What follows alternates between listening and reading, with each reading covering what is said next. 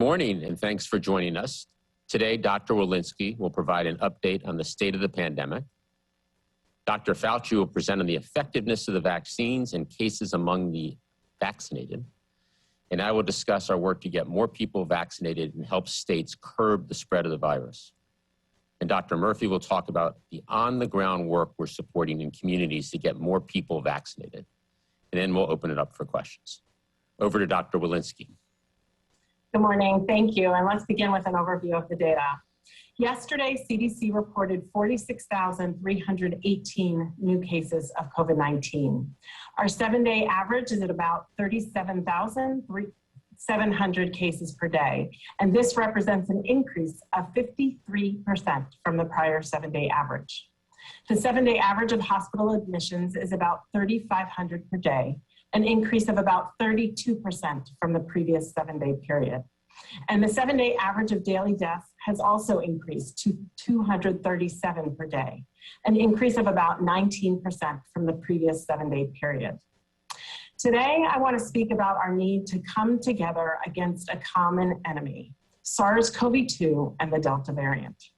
The Delta variant is spreading with incredible efficiency and now represents more than 83% of the virus circulating in the United States. Compared to the virus we had circulating initially in the United States at the start of the pandemic, the Delta variant is more aggressive and much more transmissible than previously circulating strains. It is one of the most infectious respiratory viruses we know of and that I have seen in my 20-year career. We recognize that some of you are still thinking about whether you will get vaccinated. Maybe you're seeing your local officials stepping forward publicly to get vaccinated, or maybe you're watching on local news that your community hospitals are getting full, or scarier still, maybe COVID-19 sickness has tragically hit you or your community closer to home. If you are still on the fence, if you still have questions about the vaccines, we welcome them. My request to you is this: ask your questions, talk to your healthcare provider, talk to your pharmacist, talk to your friends and neighbors who have gotten vaccinated and get your questions answered so that you feel comfortable and informed in making this critical decision. And please continue to do the things that we know worked to protect you and your family until you are fully vaccinated. If you are not vaccinated, please take the Delta variant seriously. This virus has no incentive to let up, and it remains in search of the next vulnerable person to infect. Please consider getting vaccinated and take precautions until you do. And if you've already had COVID infection, CDC guidance strongly recommends that you get vaccinated. It gives you longer lasting and more robust protection with the breadth and depth of coverage needed to conquer the variants currently circulating in this country. To those of you who have already gotten vaccinated, I know you are watching the rise in cases and have questions about what it means for you. I know you're probably worried about two things: whether you will still get COVID despite being vaccinated, and which activities are safe. Let's start with the first concern. Being fully vaccinated gives you a high degree of protection against infection and an even higher degree of protection against severe illness, hospitalization, and death.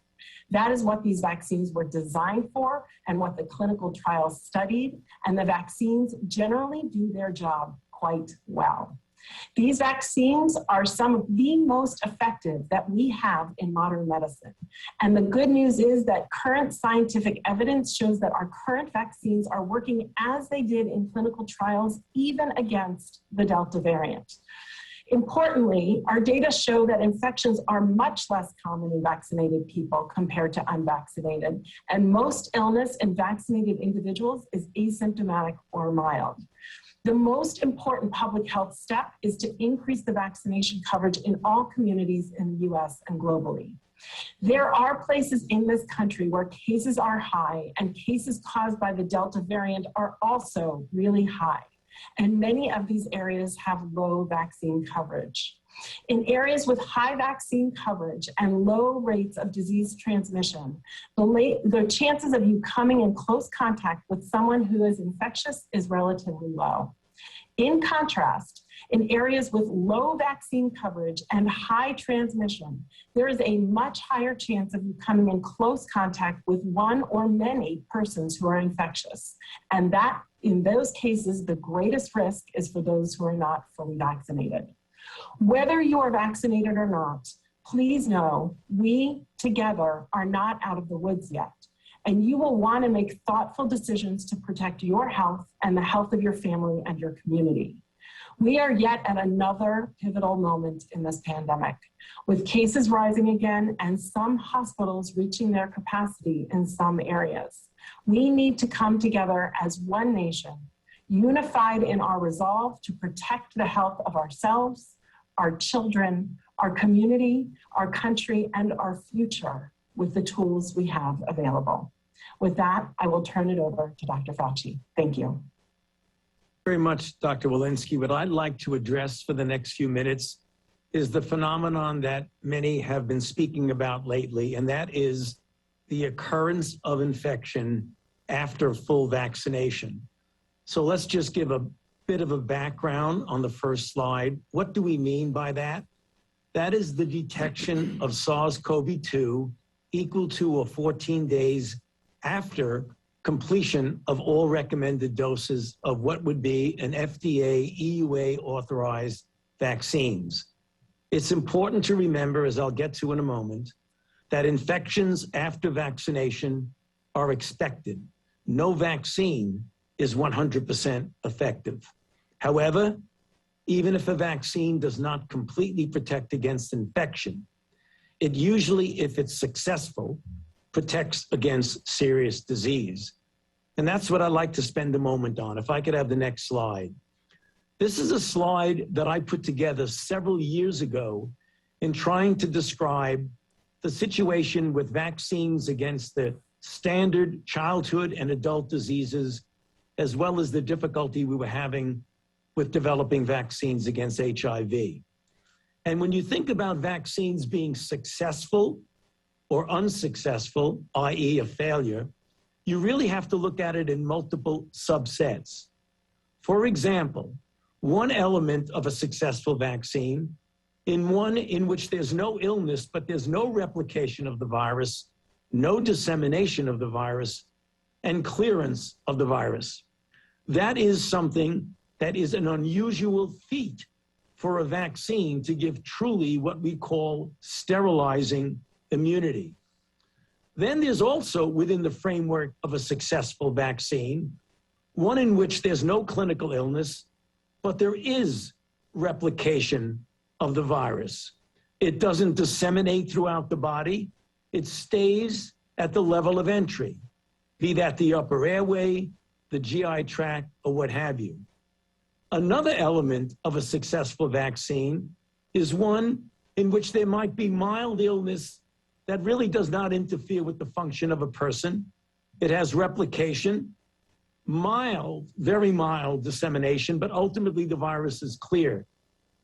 You have a failure of a vaccine when actually you get frank disease. In other words, you haven't prevented the disease caused by the virus or the pathogen in question. In this place, you get substantial replication, you get substantial dissemination, and unless you have a lethal virus that kills the patient, ultimately the virus is cleared from the body. So what we're talking about when we talk about infection after vaccination, which is clearly being discussed now in the context of the Delta variant, by no means does that mean that you're dealing with an unsuccessful vaccine.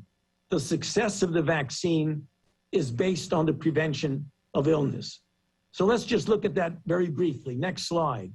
These are the data that I've shown you multiple times about the efficacy of the Pfizer-BioNTech and the Moderna, 95 and 94% respectively. Note, it is not 100% effective. Next slide. The same holds true for the J&J, which in the United States is 72% effective against clinically recognizable disease, not 100% effective. And so if you go to the last slide, what we're really dealing with is effectiveness against serious disease leading to hospitalization and in some cases death. And since the Delta variant is, as Dr. Walensky said, now 83% in this country, it's the one we're dealing with. So even though we are seeing infections after vaccination, referred commonly to as breakthrough infections, the effectiveness against severe disease is still substantial, which is yet again another argument which all of us say continually: get vaccinated. It offers good protection against disease.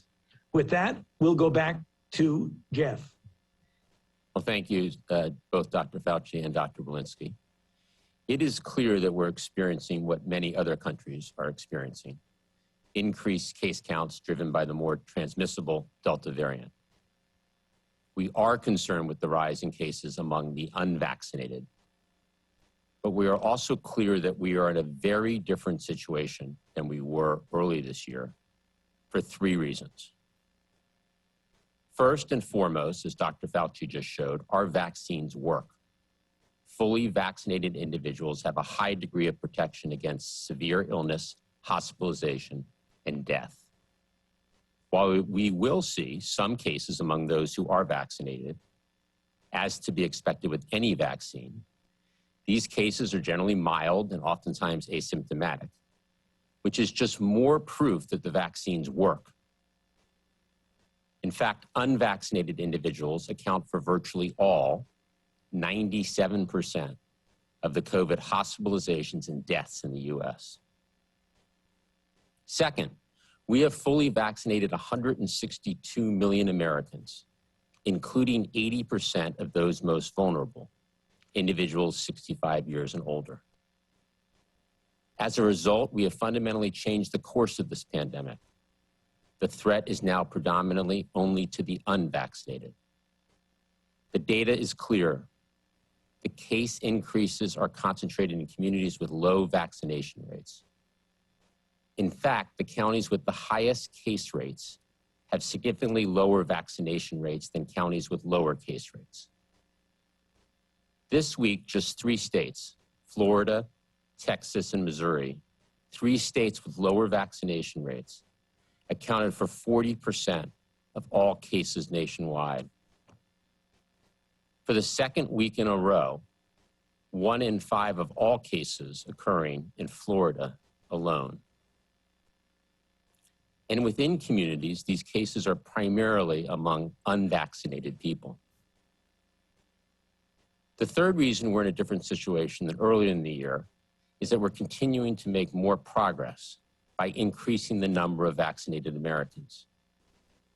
Importantly, states with the highest case rates are actually seeing their vaccination rates go up.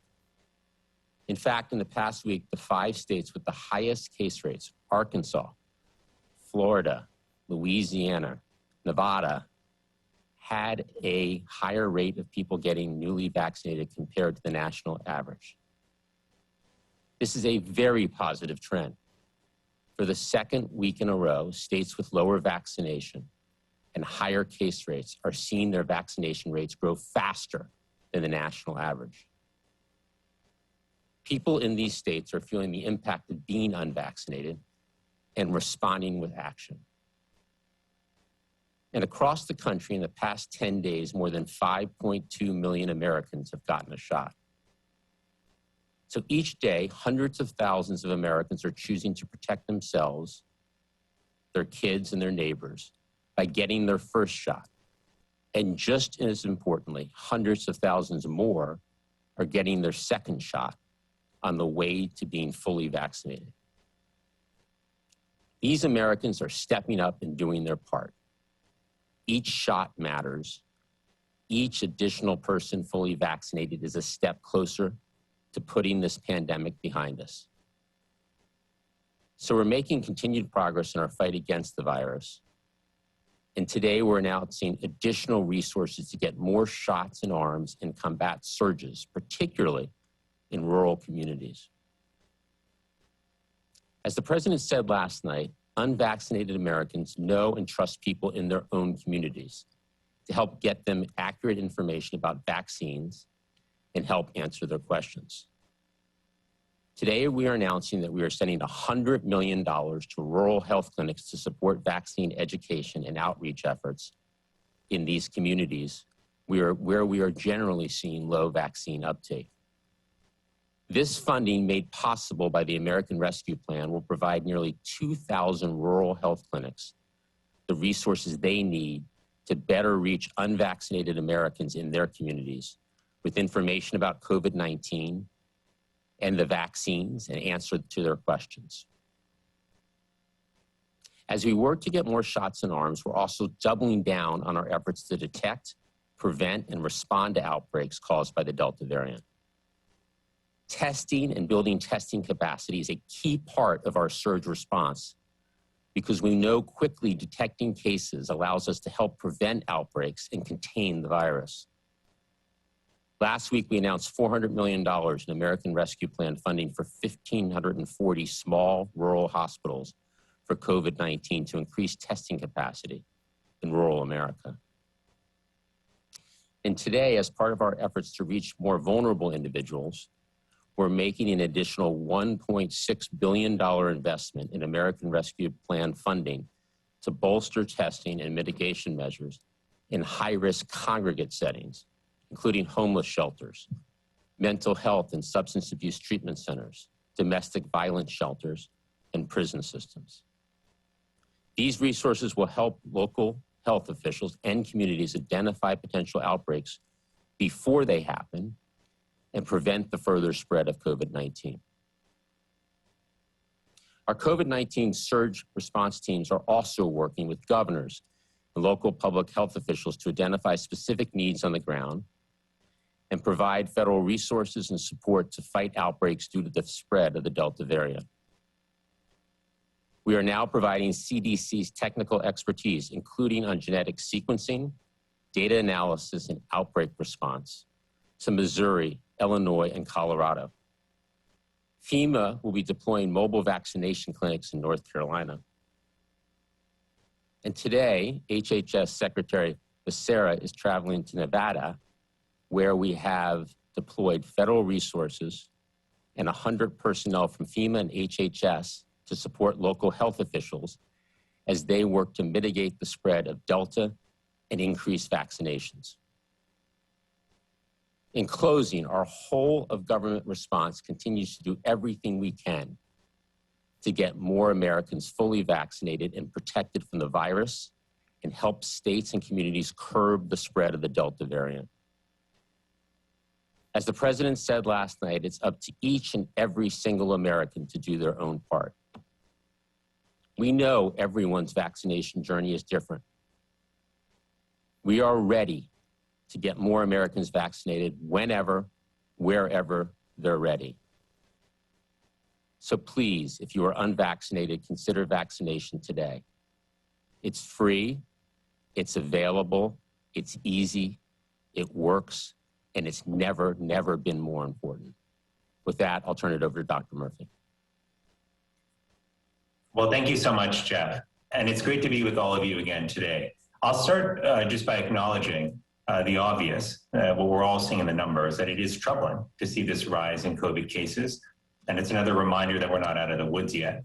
But it's important also that we not lose sight of how far we've come. Cases are down dramatically from their January peak, when we were averaging 200,000 plus cases a day.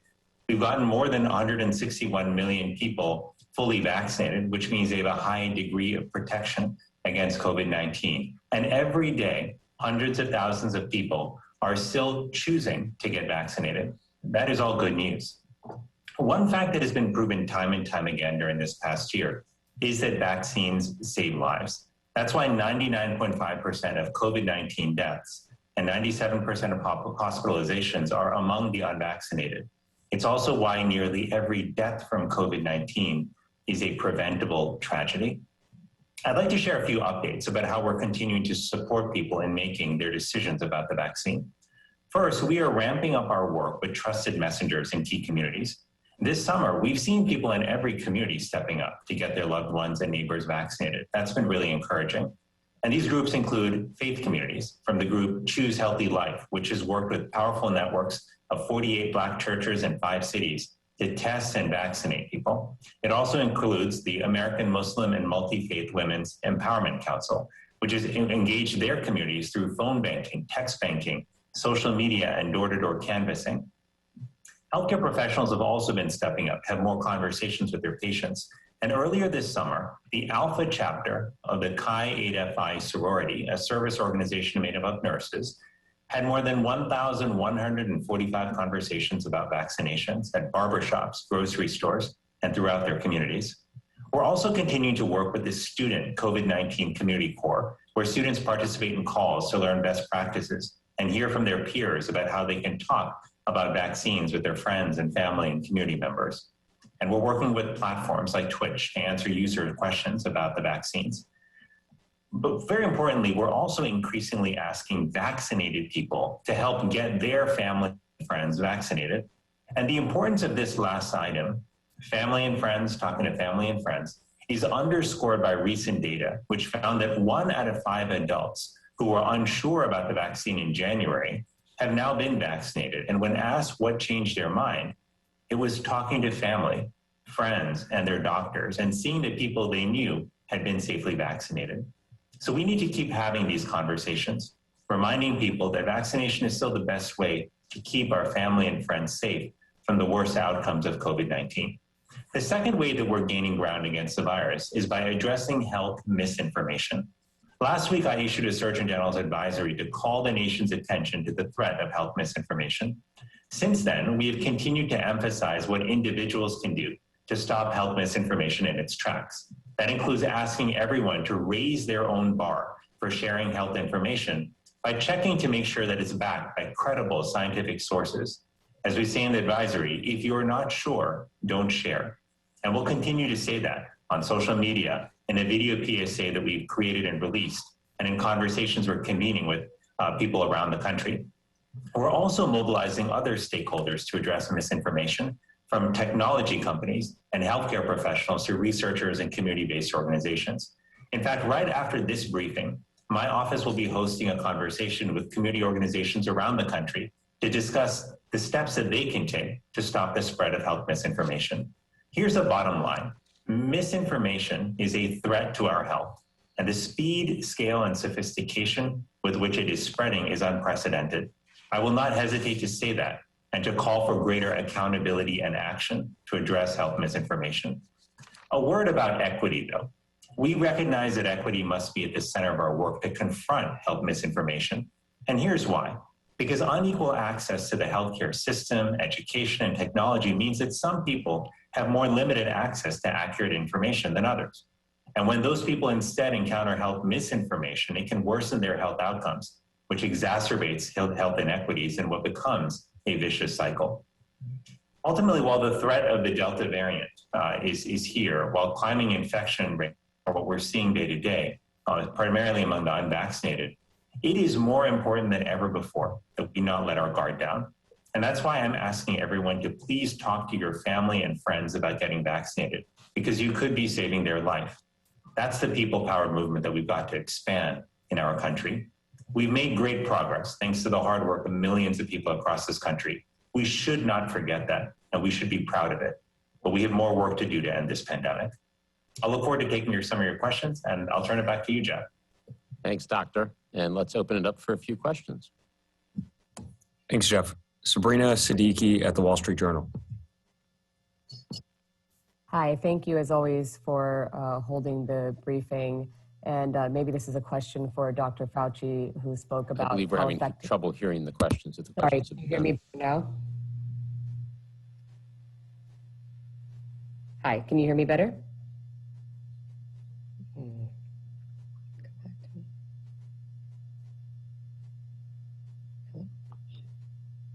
Can you hear Jeff? Okay, we're taking a minute to sort through this technical issue.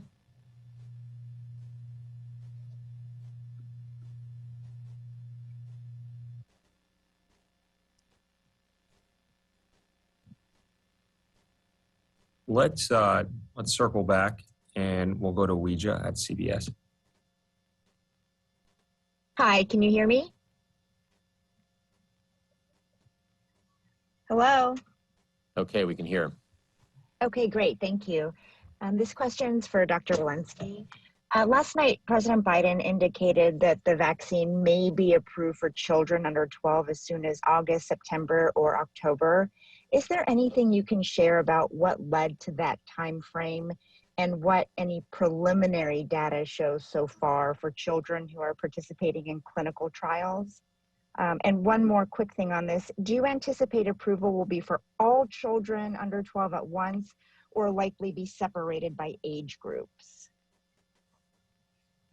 So maybe I'll just say that we're looking at the clinical trial data now. We're waiting for the clinical trial data to come in. The approval of the data and the authorization will be a regulatory FDA decision. So after we have seen the clinical trial data, I have not seen them myself. After we will see them, then they will go to the FDA for the regulatory process of authorization. Dr. Fauci, anything to add there?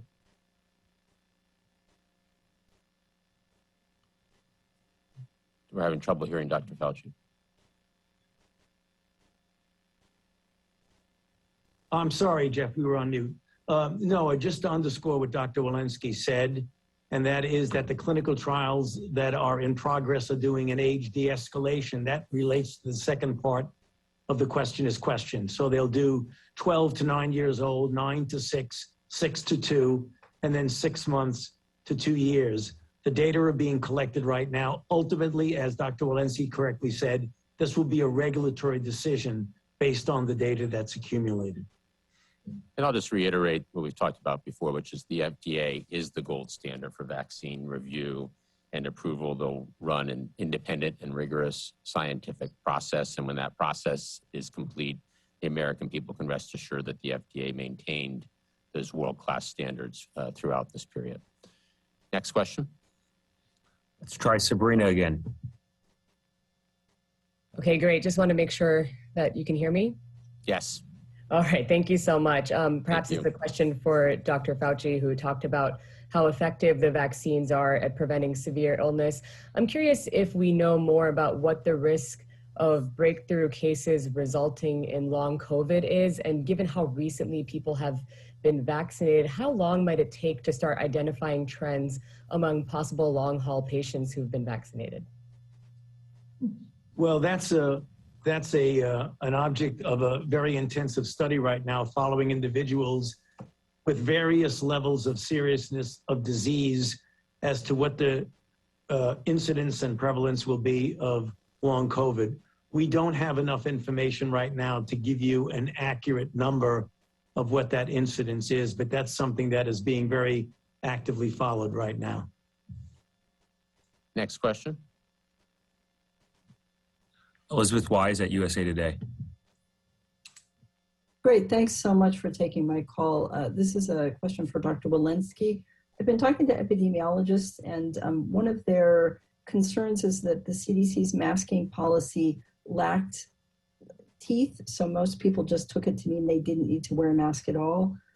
San Francisco is now contemplating requiring proof of vaccination to get into bars and restaurants. Other people have suggested that masking regulations change if cases go above 5 per 100,000. Are there any thoughts in the works of either clarifying or changing CDC's masking policy? Thank you, Elizabeth. You know, as we have said consistently, the greatest risk right now is to those who are unvaccinated. And we have consistently and repeatedly said, if you are unvaccinated, you need to be wearing a mask to protect yourself and others around you. And we need more people to get vaccinated to stop this pandemic. So overall, the CDC recommendations haven't changed. Fully vaccinated people are protected from severe illness. And we've always said that communities and individuals need to make the decisions that are right for them based on what's going on in their local areas. So if you're in an area that has a high case rate and low rates of vaccination where Delta cases are rising, you should certainly be wearing a mask if you are unvaccinated. If you are vaccinated, you get exceptional protection from the vaccines, but you have the opportunity to make the personal choice to add extra layers of protection if you so choose. Next question. Michael Shear, New York Times. Hi, can you hear me? Yes. Okay, thanks. This is for Jeff, probably. One specific and one general question. The specific question is, there was this report overnight about the White House discussing masks, discussing mask mandates in light of LA County's decision and the rise of the Delta variant. Can you tell us whether that report is correct? Is the White House, in fact, having high-level discussions about that?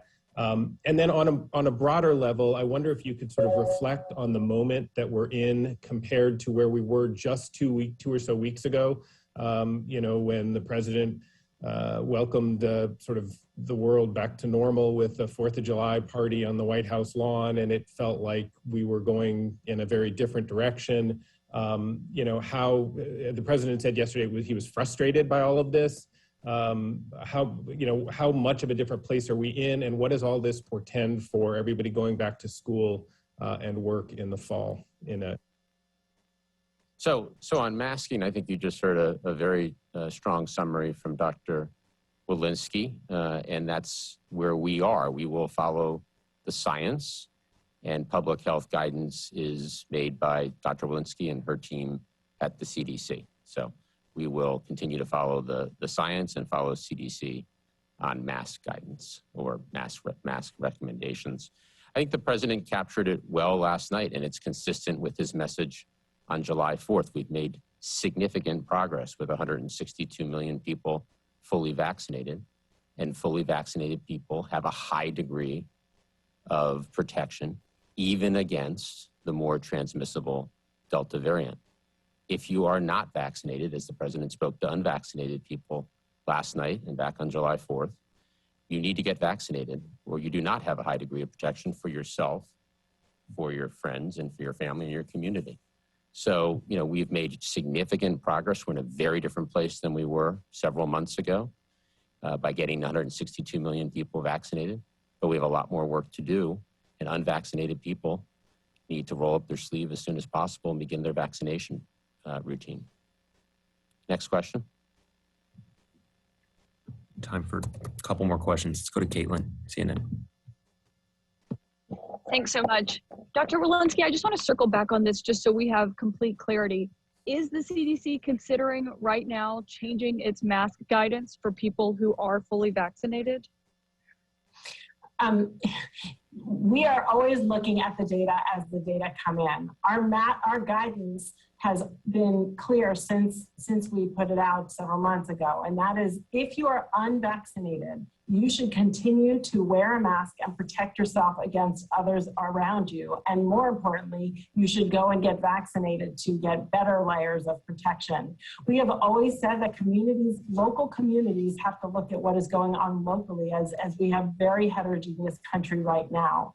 In areas that have a high amount of disease and low amounts of vaccination, that, if you're unvaccinated, you should absolutely be wearing a mask. If you're vaccinated, you have exceptional levels of protection from that vaccine, and you may choose to add an extra layer of protection by putting on your mask, and that's a very individual choice. That has been consistent with our CDC guidance since we put it out.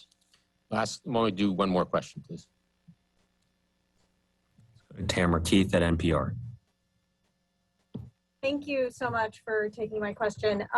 It's two questions, but I'll make it quick. A lot of people who've gotten the J&J vaccine are wondering if they can or should get an mRNA booster. I know it's not recommended at this time, but are you recommending against it, or should patients and their doctors make a decision about that? Also, wanted to get an update. In early June, you announced a plan to share 80 million doses globally by the end of June. It's middle of late July. What has stopped you from meeting that goal? Okay, why don't we start with the J&J vaccine booster question, Dr. Fauci. Yes, thank you, Jeff.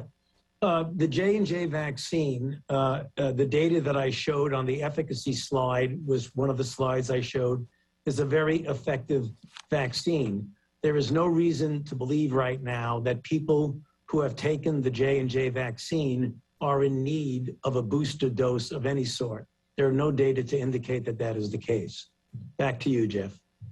On the global front, as you know, the president is committed to sharing 580 million doses of vaccine to the world. 500 million doses of Pfizer being donated to those 100 or so countries most in need. This is by far the largest ever donation of COVID-19 vaccines by a single country. We shared the 80 million by the end of June, and they have now shipped.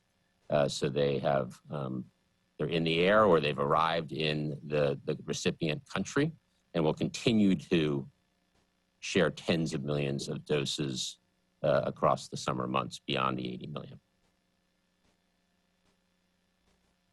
Thank you for joining, and we look forward to seeing everybody at the next briefing. Thank you.